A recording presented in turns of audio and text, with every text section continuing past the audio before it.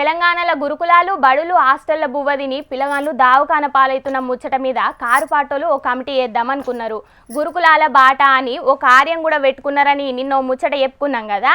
సర్కారు చేయాల్సిన పనిని ప్రతిపక్ష పోలు చేస్తున్నారని పబ్లిక్ కూడా గట్టిగానే మాట్లాడుకున్నారు ఈ ముచ్చట మీద.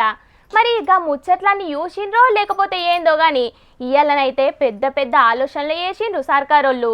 ఇక మరిగా ఆలోచనలు ఏందో ఎవ్వలెటు పోయి ఏం చేసిండ్రు ఏం మాట్లాడిండ్రు అనేది పురా కరుసుకొని రాపోండి.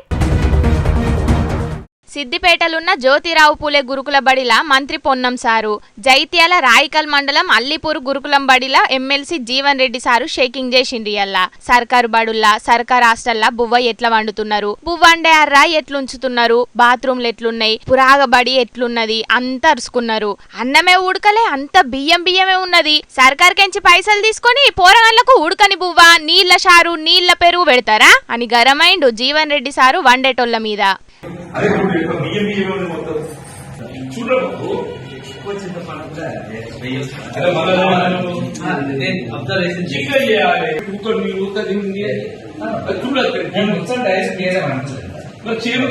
గంజి పొయ్యి మీద ఉండంగానే ఇంతంత బువ్వ తీసి నోట్లేసుకొని చూసిండు మంత్రి పొన్నం సారు. యా ఇప్పటికెంచి పిల్లగాండ్లు ఎసొంటి అవస్థలు పడకుండా ఉండాలని ఓ కమిటీని పెట్టింది సర్కారు.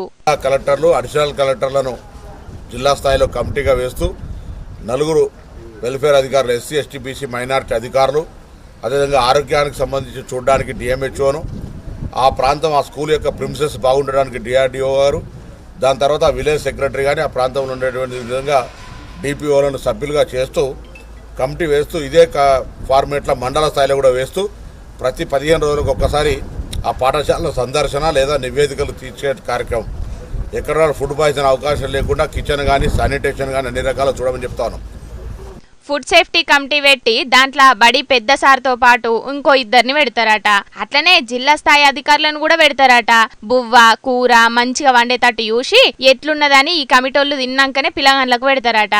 ఇక దీంతో పాటు టాస్క్ ఫోర్స్ కమిటీని కూడా పెట్టిండ్రు. దాంట్లో ఫుడ్ సేఫ్టీ కమిషనర్ తో పాటు జిల్లా స్థాయి అధికారులు కూడా ఉంటారట. ఫుడ్ పాయిజన్లు ఎట్లయితున్నాయి ఎందుకు అవుతుందని చూస్తారట ఈ కమిటీలు. ఇక ఈ ముచ్చట్లు గిట్లుంటే నిన్నదాకా సర్కార్ బల్లైన ఫుడ్ పాయిజన్ల మీద మస్తుగా అనుమానాలు ఉన్నాయట మంత్రి సీతక్కకు. ఇవాళ ఈ హాస్టళ్లలో జరిగే వాటి వెనుక కుట్రలు కూడా మేము తొందరలోనే బయట పెడతాం. ఖచ్చితంగా కొంతమంది హాస్టళ్లలో ఉండేటువంటి వాళ్ళతో కూడా కొన్ని లింక్స్ పెట్టుకొని అవన్నీ ఏమేమి జరుగుతున్నాయో అవన్నీ కూడా బయటకు తీస్తాం. ఆ అధికారులు ఎవరైనా అట్లాంటి వాటి కుట్రలకు తెరలేపితే వాళ్ళ మీద క్రిమినల్ కేసులు పెడతాం, సర్వీస్ నుంచి కూడా రిమూవల్ చేస్తామని కూడా ఈ సందర్భంగా హెచ్చరిక చేస్తాం. అదే చెప్తామంటున్నాం కదా, ఆధారాలతో చెప్తాం. మాకు డౌట్స్ ఉన్నాయి ఈ హాస్టల్స్లలో జరిగే వాటి మీద మాకు డౌట్స్ ఉన్నాయి కాబట్టి మేము వాటితో వివరంగా చెప్తాం. నిజాలన్నీ బయట పెట్టుద్దట. జనాలకు కావాల్సింది కూడా గదే కదక్క, ఇంకా ఆలస్యం ఎందుకు? గిన్నొద్దుల నుండి ఫుడ్ పాయిజన్లు అయితేనే ఉన్నాయి కదా, మరి ఇంకా బయటికి తీస్తామని చెప్పుడేందక్క? ఇప్పటికే బయటికి తీసి చెప్పాల్సింది. ఇక మరి చూడాలే సర్కారోళ్ళు పెట్టిన కమిటీలతోనైనా పిల్లగాండ్ల అవస్థలకు శుభం కారటు వడుద్దో లేదో అని అనబట్టిండ్రు తెలంగాణ పబ్లిక్.